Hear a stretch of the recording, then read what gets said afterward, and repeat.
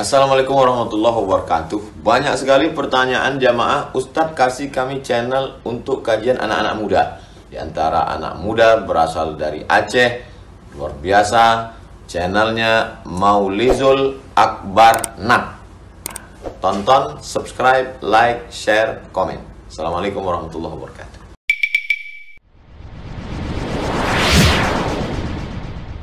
Assalamualaikum warahmatullahi wabarakatuh. Alhamdulillahi rabbil alamin wa bihi nasta'in ala umuri dunya waddin. Asyhadu an la ilaha illallah wahdahu la syarika lah wa asyhadu anna Muhammadan 'abduhu wa rasuluhul karim. Allahumma salli wa sallim ala nabiyyina al-Mustafa Muhammadin wa ala alihi wa ashabihi ajma'in. Amma ba'd. Rabbi shrah li sadri wa yassir li amri wahlul 'uqdatam min lisani yafqahu qawli. Segala puji bagi Allah, kemudian salawat dan salam kepada Rasulullah, pada keluarga dan seluruh sahabat-sahabatnya yang Allah muliakan insyaAllah. Bapak-bapak, ibu-ibu yang berhadir karena Allah, mudah-mudahan Allah balas kehadiran kita dengan pahala yang berlimpah insyaAllah. Kita akan sambung pelajaran kita. Di pertemuan kita yang lalu kita membahas tentang penetapan kapan dan bagaimana untuk masuk ke dalam Ramadan, dan kita mendapatkan jawaban bahawa penetapan Ramadan di sisi para ulama berdasarkan hadis-hadis Nabi ada dua cara. Yang pertama dengan melakukan ru'yah, iaitu melihat muncul anak bulan. Kalau seandainya terjadi mendung, cuaca menyebabkan kita tak bisa melihat, maka baru mengambil jalan yang kedua, yaitu menggenapkan Sya'ban menjadi 30 hari. Jadi dua cara ini yang ditetapkan oleh Nabi SAW. Jadi untuk negara-negara yang melihat bulan berbeda-beda di negaranya masing-masing, itu boleh menetapkan puasa berdasarkan penglihatan di negara masing-masing. Ini yang dipegang oleh mazhab Syafi'i. Jadi tidak mesti satu negara mengikuti negara yang lain. Dan kita sudah sebutkan bahawa mazhab Syafi'i berdalil dulu sudah pernah terjadi perbezaan di masa sahabat antara negeri Syam, yaitu Syria, Palestin, Lebanon. Dulu Syam itu terjadi perbezaan dengan kota Madinah. Ternyata di Syam sudah nampak anak bulan di hari Jumaat, tapi di Madinah nampak di hari Sabtu. Maka terjadilah perbezaan cara puasa. Dan Ibnu Abbas ketika ditanya oleh Quraib yang mengunjungi Syam, kata Quraib, kenapa kita tidak ikut ke Syam saja yang sudah lebih dahulu melihat bulan? Lalu Ibnu Abbas menjawab, tidak begitu yang diajarkan oleh Nabi sallallahu alaihi wasallam. Jadi ini menjadi salah satu dalil bahawa boleh berbeza-beza sesuai dengan penglihatan bulan di negeri atau di negara masing-masing. Namun walaupun begitu, jumhur ulama selain mazhab Syafi'i mengatakan untuk menentukan Ramadan di negara-negara itu memakai sistem matla' wahid, di mana sumber sudah muncul, itulah yang menjadi patokan untuk negara lain. Jadi kalau menurut jumhur ulama, sebaiknya di mana negeri Muslim yang sudah nampak, itulah yang menjadi patokan. Nah, tentu kalau pendapat jumhur ulama ini kita terapkan, seluruh negara Islam akan puasa di hari yang sama, akan berhari raya di hari yang sama. Tapi perlu difikirkan, kalau kita terapkan model matla' wahid ini, di mana nampak anak bulan maka berlaku bagi seluruh negara Muslim, ini tentu tak bisa diterapkan di masa lalu, karena informasi kan tak bisa dicapai dalam sehari. Kalau sekarang kan pakai satelit, bisa langsung tahu antara satu negara dengan negara lain. Dulu mana bisa. Asal sudah nampak di Makkah bulan, bagaimana cara memberitahu ke Madinah, bagaimana cara memberitahu ke Indonesia. Nah, jadi itu benar secara teori, tapi susah untuk dilaksanakan pandangan itu. Nah, berbeda kalau zaman sekarang. Jadi ada dua pandangan cara menetapkan Ramadan, dan itu dibolehkan berbeda-beda, ya. Baik. Cuma yang jadi catatan kita juga, yang lucu dalam satu negeri terjadi banyak perbedaan. Nah, ini yang kadang-kadang menyebabkan kita miris, ya. Di Indonesia berkelompok-kelompok. Kalau cuma beda sehari masih okey lah. Ini ada yang beda 2 hari, 3 hari. Seperti kelompok Naqsyabandiyah di Padang, itu selalu berbeda sampai 3 hari. Nanti ada Bani Nazir di Sulawesi, itu kelompok Syiah Sulawesi, itu berbeda sampai 2 atau 3 hari juga. Jadi saya lihat tayangan mereka ternyata menghukumi Ramadan dengan melihat pasang surut air laut, ya. Jadi kata ketua mereka, kalau air sudah pasang berarti sudah nampak bulan, ya. Kalau air laut belum pasang berarti belum. Jadi kapan pasang air laut, di situ langsung puasanya. Begitu cara mereka melihat ketetapan Ramadan. Maka terjadilah perbedaan yang cukup jauh. Dan dah pasti ini adalah salah satu ajaran-ajaran sesat, ya, dan tak boleh diikuti. Baik, itu pelajaran kita di minggu yang lalu. Kita lanjut berikutnya, kita akan belajar tentang syarat wajib puasa, ya. Jadi syarat wajib puasa itu adalah syarat yang ditetapkan kapan seseorang sudah wajib melakukan puasa Ramadan. Yang pertama, Islam. Orang kalau mau orang yang diwajibkan puasa, syaratnya dia harus Islam. Maka orang kafir tidak ada kewajiban kecuali dia masuk ke dalam Islam, ya. Dan kalau dia masuk pun ke dalam Islam, tidak ada kewajiban untuk mengganti Ramadan selama dia berada di masa-masa kekafirannya.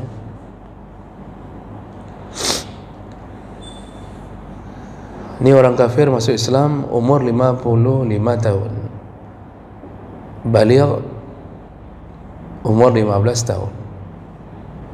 Nah, seandainya orang kafir diwajibkan mengganti Ramadannya selama 35 tahun, 55 kurang 15, 35 tahun dia wajib ganti Ramadannya, maka sungguh dia akan keluar lagi dari Islam, ya. Begitu syahadat kita bilang ini wajib puasa mengganti 35 tahun selama kamu masih kafir, saya yakin dia akan mengatakan, ya sudahlah, saya keluar lagi lah. Pasti begitu. Nah, makanya tidak ada kewajiban bagi orang kafir, ya. Jadi ini kafir ini dimuliakan Allah ketika sudah meyakini Allah sebagai Tuhan. Di saat itu seluruh dosa-dosanya gugur, ya. Hanya dengan kesaksian bahwa Tuhannya adalah Allah. Ini perlu kita fikirkan sedikit Bapak Ibu. Orang kafir yang tidak pernah mengakui Allah sebagai Tuhan sebelumnya, mereka mengatakan Allah itu tiga di dalam satu, ya, Allah punya anak, Inna Allaha salisu salasa. Mereka mengatakan bahawa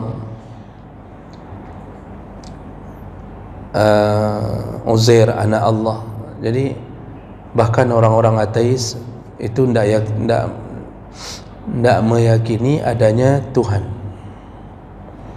Nah, jadi perkara ini itu kan betul-betul penghinaan terhadap Allah. Namun hanya dengan syahadat mereka diampunkan segala dosa. Bayangkan berpuluh tahun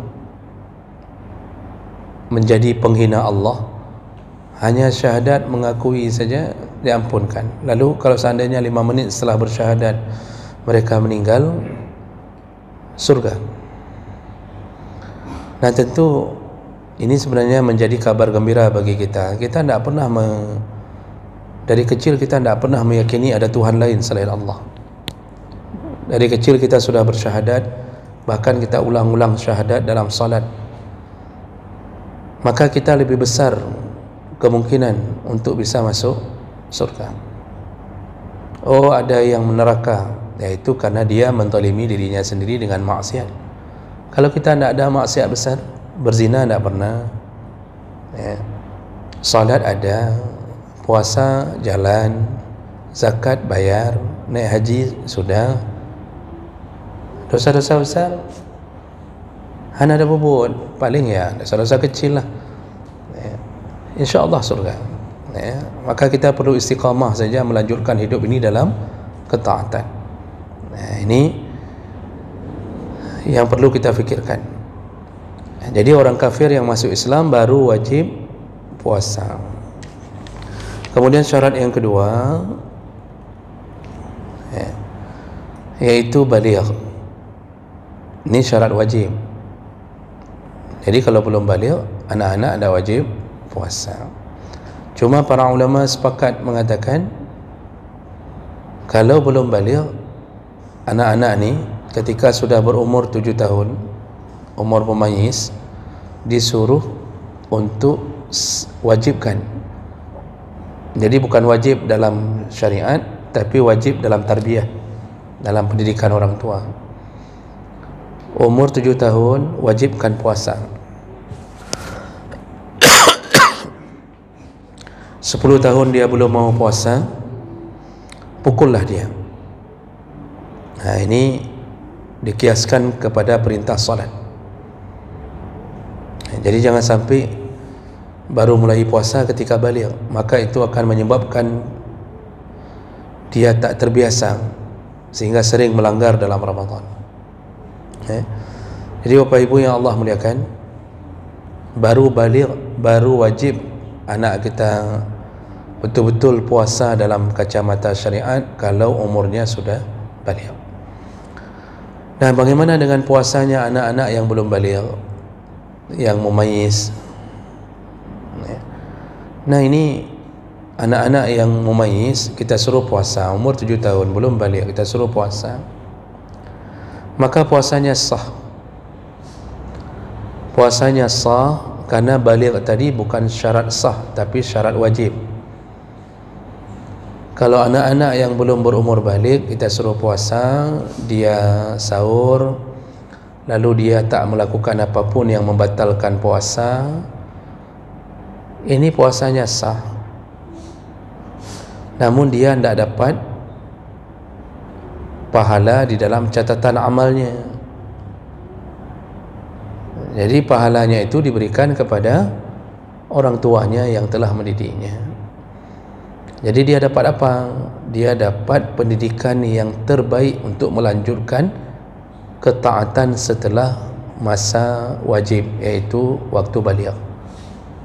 Jadi kalau seandainya tidak dididik dari kecil, ketika dia meninggalkan puasanya, itu dosa orang tua yang tak mendidik itu ikut bertanggungjawab.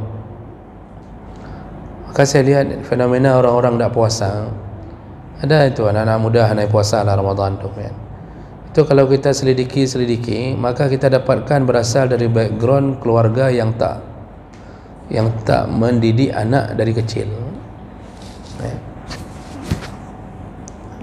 Yang anehnya, ada orang tua yang kadang-kadang salat waktu masa tuanya luar biasa, dia jaga jamaahnya, jadi kita anggap dia sudah taat.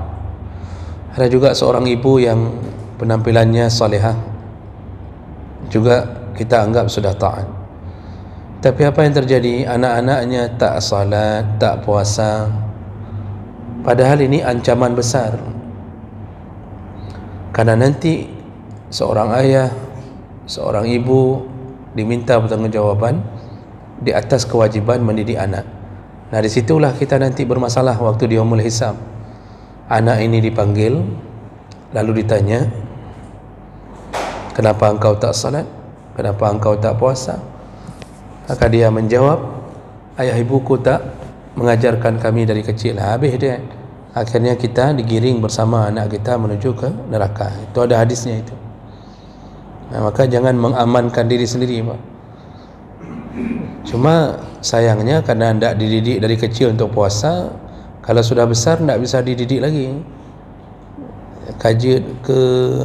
Kalau bambu kaji kerebung, ya, sudah keras, Pak. Bambunya sudah keras, tidak bisa dididik lagi, tidak bisa dipatahkan lagi. Ini yang bahaya. Makanya ambil waktu kecil dia, kesempatan kita mendidiknya. Suruh puasa anak-anak, Pak. Tapi jangan bapak bilang dia tidak ada pahala. Jadi jangan sampai bapak suruh puasa anak, puasa ya nak, tapi kamu tidak ada pahalanya nak. Pahalanya untuk bapak, untuk mama.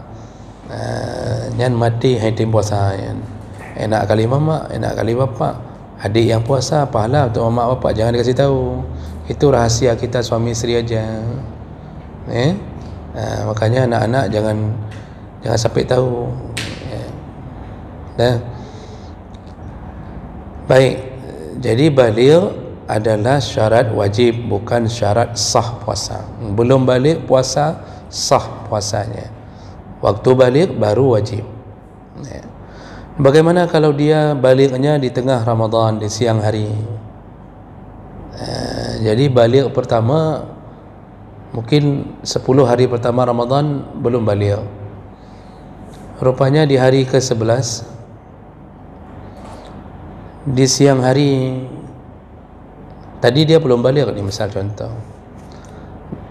Di siang hari mimpi basah. Maka apakah puasa di hari itu wajib diqadha? Ni kalau ceritanya dia tidak puasa. Tapi bagi keluarga yang sudah mendidik anak dari umur 7 tahun, aman tu biasanya, posisinya posisi aman. Ni kalau tidak pernah puasa, tiba-tiba baligh di siang hari Ramadan, di pertengahan hari. Apakah hari itu dia menyambung puasanya yang tersisa, atau dia wajib qadha?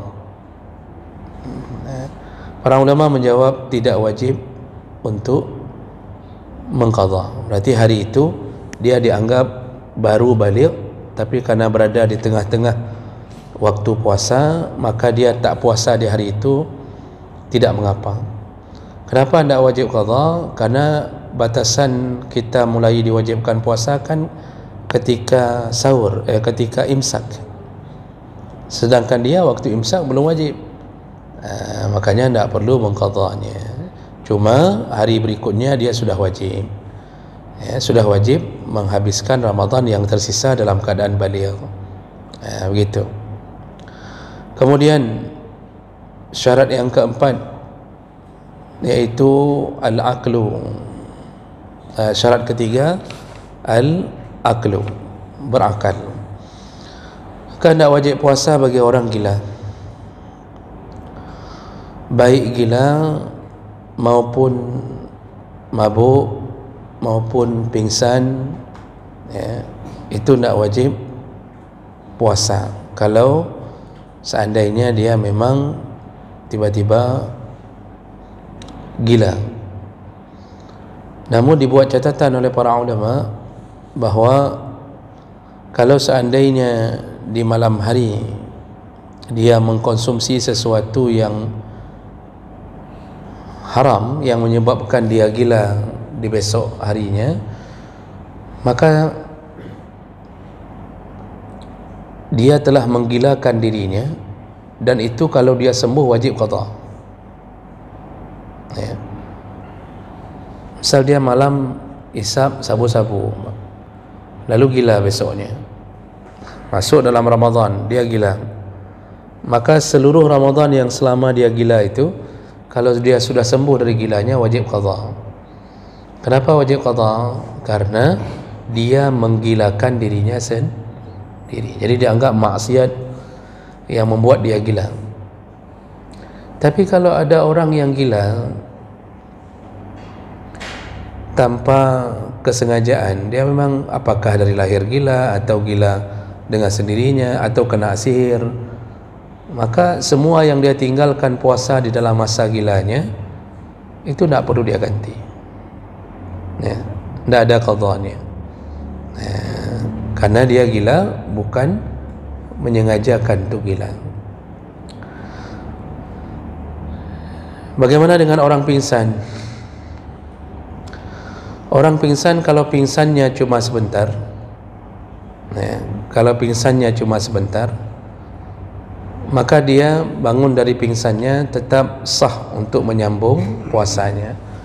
Ya, kadang-kadang kan ada orang pingsan 10 menit, ada yang setengah jam. Itu kalau dia sudah sadar, nggak lama pingsannya, itu silahkan sambung puasanya. Tapi kalau pingsannya sudah mencapai setengah hari, atau hampir sepanjang hari, maka puasanya batal, lam yasih, tidak sah, maka wajib diqadha, wajib diqadha di hari-hari setelah Ramadan. Begitu kalau tentang orang yang kehilangan akal. Kadang penyakit gila ini itu macam-macam, Pak. Disebut gila dalam bahasa Arab kan majnun. Kenapa disebut majnun? Karena berasal dari kata janna, ya jinnu, itu artinya yang tertutup. Kenapa kita menyebut jin? Allah menyebut jin karena dia tertutup dari pandangan kita, maka disebutlah jin. Lalu kemudian anak yang masih dalam rahim disebut janin. Itu satu akar kata semuanya, jin, janin, majnun, dari jannah semua itu. Kenapa disebut janin? Karena tertutup di dalam rahim, maka disebut janin. Makanya orang gila disebut majnun, yang ditutup, apanya yang tutup? Akalnya, otaknya, tertutup, sehingga dia tidak bisa memikirkan dengan sehat. Nah, jadi gila ni kadang-kadang bisa memang dari kecil gila karena penyakit, atau ada yang gila turunan, Pak. Saya pernah kenal satu keluarga, mamanya gila, anaknya perempuan ni ada 3 orang. Awal-awal waras semua, dari kecil tu waras semua. Ketika sudah mulai sekolah SD, SMP, tiba-tiba sudah mulai mengikuti jejak mamanya, kapungo teroro, kapungo teroro. Begitu saja, datang hari-hari itu tiba-tiba hilang akal, gila terus berlanjut. Nah, itu terjadi. Ada gila yang karena sihir. Makanya kita disuruh berlindung kepada Allah dari junun. Allahumma inni a'udzubika minal junun. Ya Allah, aku berlindung dari kegilaan. Karena gila yang dibawa oleh sihir ini bisa terjadi. Salah satu ilmu sihir adalah membuat gila. Makanya banyak orang yang kena sihir, Pak, diguna-guna, itu bisa gila. Oleh karena itu, kalau mau tidak terjadi begitu dari sihir ini, itu amalkan sunnah Nabi sebelum tidur. Di rumah itu hidup itu harus hidup seperti Nabi hidup, semampunya. Ya. Jadi kalau Nabi sebelum tidur kan dia baca ayat, disuruh baca ayat kursi 3 kul, lalu tambah 2 ayat terakhir surah Al-Baqarah. Itu sebelum tidur selalu, karena sihir itu selalu datang di waktu kita lemah, di malam hari kita lemah. Kan Allah sebut dalam surah Al-Falaq itu, ya. Makanya Bapak kalau belajar ilmu ru'yah itu dijelaskan sihir itu datang di malam hari, kadang-kadang ya dibawa oleh syaitan. Kalau di Jawa itu sampai api terbang itu di malam hari. Itu dalam ilmu ru'yah itu memang benar ada. Makanya dalam ilmu ru'yah itu kalau kita malam hari itu, kalau terdengar suara dari atas seng tapi tidak bergulir, ini tanda-tanda adanya akan disihir, ya. Jatuh sesuatu pak atas seng tapi tidak ada tidak bergulir, jadi gudung jatuh hilang, nanti tak lama boom lagi jatuh. Karena kalau jatuh dibawa oleh kelelawar, dom jatuh ke bawah begitu kan. Ini dah ada boom hilang, malam tengah dom lagi hilang. Itu hati-hati tu. Jadi kita ini bisa mengendalikan sihir kalau kita mengamalkan sunnah Nabi, ya. Hidup dengan doa, hidup dengan zikir, insya-Allah tidak tembus, Pak. Waktu pulang ke rumah itu sebelum assalamualaikum baca bismillah, baru assalamualaikum. Itu semua syaitan tu tertahan di pintu rumah. Dia tidak bisa masuk dari garasi, tidak bisa masuk dari ventilasi, tidak bisa masuk. Ya. Sebelum tidur berwudu. Jadi bukan hanya kencing, berwudu, banyak-banyak baca a'udzubillah, lalu lanjut dengan bismillah. Ketika waktu maghrib tutup semua makanan, tutup semua waktu jendela, baca a'udzubillah. Ini semua penghalang sihir itu. Tak mampu sihir itu menembus orang yang hidup dengan sunnah Nabi sallallahu alaihi wasallam. Ini enggak, kadang-kadang malah kita mengundang sihir sampai punguh. Apa contohnya? Belajar ilmu hitam, belajar ilmu kebal. Jadi asai kadisah oleh orang kampung, ni ada ilmu ni, kita bisa apa istilahnya, silet gayung, ilmu gayung. Orang Aceh lu ada ilmu gayung, itu bisa terbang-terbang, asal ada kerasukan syaitan tu terbang sambil membuka silat terbang. Itu semuanya tipu daya syaitan. Nanti waktu sudah mulai tua, sudah mulai kesurupan sendiri, melihat ini, melihat itu akibat menuntut ilmu-ilmu hitam. Itu rata-rata belajar tenaga dalam itu rata-rata kena semua. Baik dia fikir hayat murno ilmu dalam. Ilmu dalam itu tipu daya syaitan, Pak, itu. Ya. Tak pernah diajarkan dalam agama ilmu-ilmu seperti itu. Kalau sudah belajar, hati-hati. Kalau tidak segera taubat, lihat waktu tua sudah mulai diganggu, sampai gila. Kemudian satu lagi ni masalah gila masalahnya. Kita kalau punya anak gadis, kalaupun kita tolak lamaran orang, jangan tolak yang menyebabkan orang sakit hati. Karena sudah banyak terjadi, Pak. Jadi misal ni kita mungkin lumayan terpandang, anak gadis kita yang namanya orang ayahnya terpandang, biasanya kan dapat jodoh lumayan cantik-cantik. Kan kebiasaan Pak, menyuka kaya. Jadi nikah sama perempuan yang juga menjadi pilihan karena kaya, dapat anak cantik. Rupanya anak kita disukai oleh seseorang, datanglah melamar. Itu jangan caci maki, jangan rendahkan orang. Kalau tolak baik-baik, beri alasan, oh dia tidak nikah dulu, dia tidak ada rencana dulu, dia mau ambil S3, habis S3 dia mau jadi profesor, habis profesor dia mungkin akan lanjut dulu ke Amerika, mungkin macam-macam. Baik nak akan kana kau nikah anak kata pura ke, kamu tu tak tahu apa-apa, kamu anak siapa kau berani-berani lamar anak saya? Jangan coba-coba merendahkan saya. Itu hati-hati, Pak, bisa kena sihir tu. Satu lagi, ini saya cerita kerana berhubungan dengan hadap gila ini, Pak. Karena gila bisa datang. Jangan sering pasang foto anak keluarga di Facebook, di Instagram. Karena kalau ada orang yang punya sifat hasad, itu bisa jadi foto untuk menyihir kita.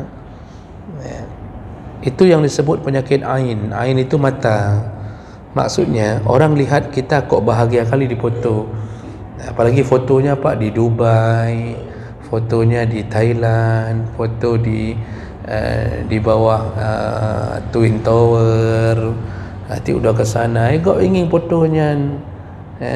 Waktu dilihat itu timbul hasad. Nah, foto bisa jadi media untuk disihir. Dan itu bisa gila Pak kalau sihirnya kuat sekali tertancap tu. Makanya kalaupun taruh untuk disimpan, dikunci, tak perlu dipamerkan ke semua orang. Apalagi ada foto isteri sama anak gadis di situ. Kadang-kadang pergi ke pantai, kemudian pakaiannya melekatnya, baik tak foto, tak bagi ke gop mendung tabohnya. Ini kadang-kadang ada juga suami-suami yang dayus ini. Suami dayus, suami tak ada lagi cemburu kepada keluarga. Anak bengih kekanging-kanging, nikmati saja rame-rame, nikmati, tak boleh, haram hukumnya. Baik, sudah. Itu syarat ketiga baru wajib puasa kalau berakal. Syarat keempat baru wajib puasa iaitu al-qudrah, iaitu ketika sanggup, mampu. Seandainya tidak sanggup, sakit atau terlalu tua, maka tidak wajib. Allah Subhanahu wa taala menyebutkan ayyaman ma'dudat, hari-hari puasa itu telah ditentukan oleh Allah. Faman kana minkum maridan, barang siapa yang sakit di antara kalian,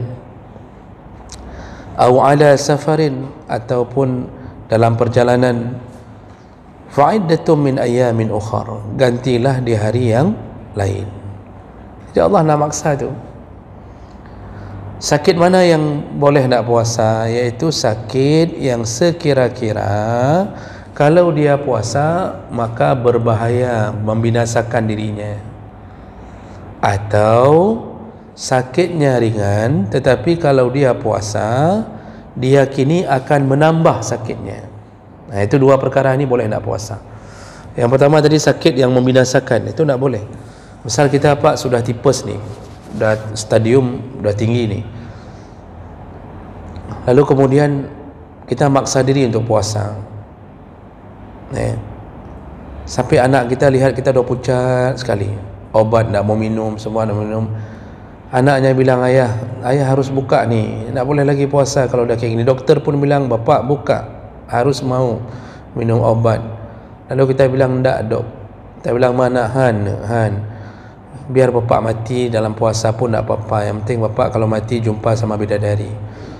Mati di hari itu, maka diantar oleh bidadari menuju ke neraka.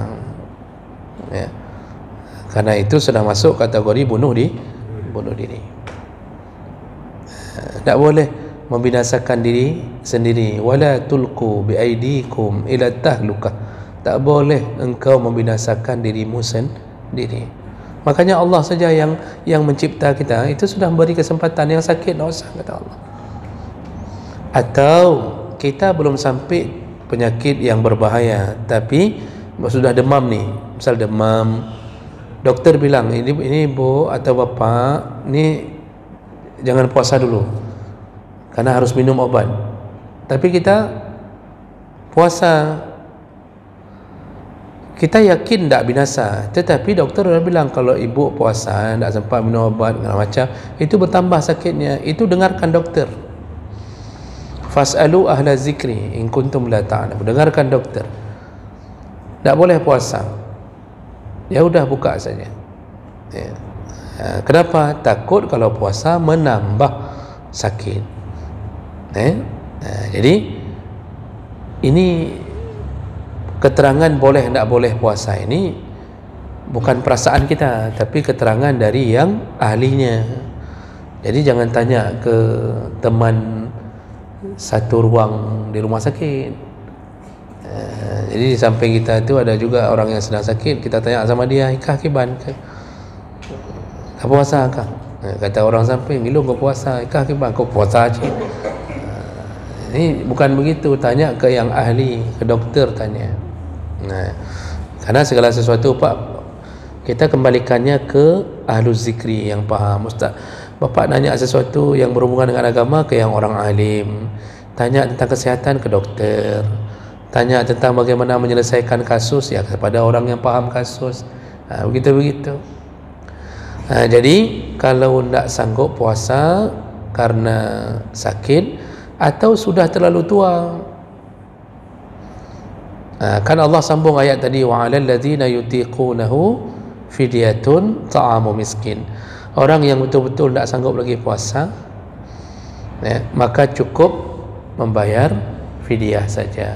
Ini sudah tak sanggup lagi, ketuhanan sudah tua. Kalau dia puasa pun dia sudah bergetar, tak sanggup lagi Pak. Nah ini tak usah paksa puasa, cukup bayar fidyah. Tapi kalau yang sakit tadi, itu kalau tidak puasa ganti di hari yang lain. Tapi kalau orang yang sudah tua ini tidak sanggup puasa lagi, itu tidak ada ganti di hari yang lain. Macam mana mau ganti? Karena otomatis makin hari makin tua lah, dan makin hari makin lemas lah. Jadi apa yang dia lakukan, cukup membayar fidyah. Dan nanti sebagai catatan, bayar fidyahnya itu setelah melewati hari-hari puasanya. Jadi tak boleh bayar fidyah dulu baru masuk ke Ramadan. Ini misal kita umur sudah 70, hari dah puasa ni, dan hanja tak boleh bayar fidyah di bulan Syaban. Langsung kita paketkan, ni wang, tolong bayarkan fidyah ayah untuk sebulan ke depan. Tak boleh.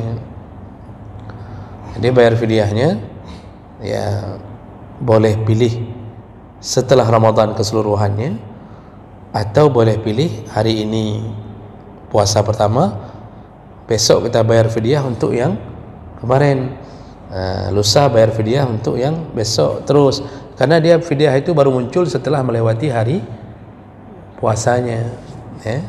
Jadi jangan dahulukan fidyah sebelum datangnya, sebelum melewati hari puasanya. Begitu. Tapi kalau sakit-sakit yang ringan sekali Pak, yang tidak mengganggu puasanya, tetap wajib. Kenapa Bapak tidak puasa? Saya kurap Ustaz. Kenapa tidak puasa? Saya ada panu. Itu tidak betul. Apa urusan panu dengan tidak puasa? Hanya tetap wajib puasa. Kutu air, gatai-gatai bak badan, cemekam, itu tetap wajib puasa.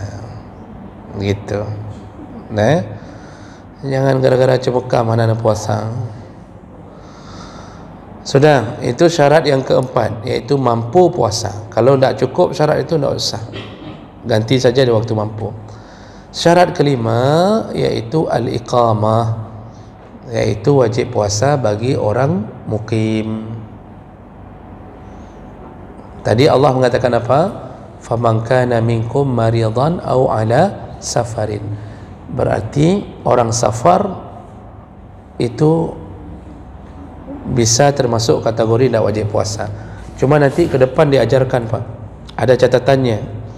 Orang safar itu baru boleh tidak puasa sama sekali kalau menurut jumhur ulama. Itu ada syarat. Yang pertama, perjalanannya melebihi perjalanan jarak boleh qasar salat, iaitu 90 km. Jadi mau ke mana dulu? Niatnya yang dihitung, bukan jarak tempuh. Niat mau ke mana? Ke Banda Aceh. Itu syarat pertama. Sudah niatnya melebihi 90 km. Yang kedua, tidak berbau maksiat. Jadi tidak boleh puasa, tidak boleh ngambil keringanan itu kalau yang merencanakan perjalanannya berbau maksiat. Yang ketiga, syarat ketiga yaitu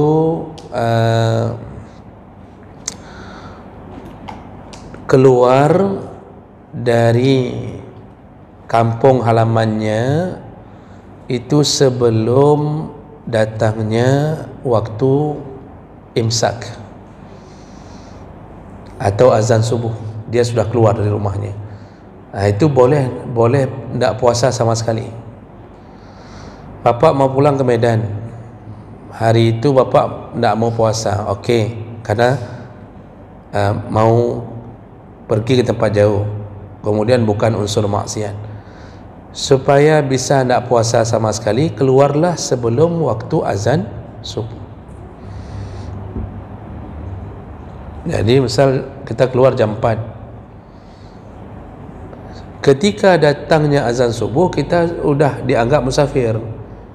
Jadi pas datang kewajiban puasanya, kita sudah masuk status kita sudah musafir. Itu boleh tidak puasa walaupun sehat. Walaupun sehat, tidak sakit apa-apa, itu boleh tidak puasa. Syarat keempat, bukan pekerjaan hari-hari, maka tidak berlaku kemudahan itu bagi supir. Supir tiap-tiap hari Pak sebelum subuh berangkat, tiap-tiap hari sebelum subuh berangkat, itu tidak berlaku bagi dia, tetap wajib puasa, karena itu sudah dia lakukan sebagai pekerjaannya hari-hari. Jadi jangan sampai 10 Ramadan dia merasa boleh dia tidak puasa. Jadi kalau mau tidak puasa sama sekali, begitu syaratnya, nanti ganti di hari yang lain setelah Ramadan. Tapi bagi kita yang keluar setelah solat subuh, misal kita solat dulu, habis sahur kita solat dulu di kampung, baru kemudian kita keluar pulang ke Medan, itu tetap wajib puasa. Baru boleh buka kalau di tengah jalan mengalami sakit atau udah tidak sanggup lagi, itu baru boleh buka. Jadi itu yang harus dipahami. Jadi jangan kira kalau sudah musafir kapan buka suka-suka, enggak. Kalau tidak keluar sebelum subuh, kalau tidak ada halangan apa-apa di jalan, tetap wajib puasa. Kecuali ada halangan, panas sekali, tak sanggup lagi, nak nampak jalan lagi, itu baru boleh. Makanya cukup banyak dosa-dosa hari ini Pak supir-supir, anai puasa dong, kernet-kernet anai puasa dong, cukup banyak dosa. Saya heran lihat supir-supir ni hidup di jalan, kemungkinan untuk ketabrak terjadi, tapi kayaknya kayak merasa ada orang dalam di surga yang dia bisa urus surga. Jadi seakan-akan aman tu, hidup terus nak puasa, penumpang lain puasa aja, naik puasa aja. Jadi terlalu pede, hidup terlalu berani. Okey, baik, itulah syarat-syarat wajib puasa.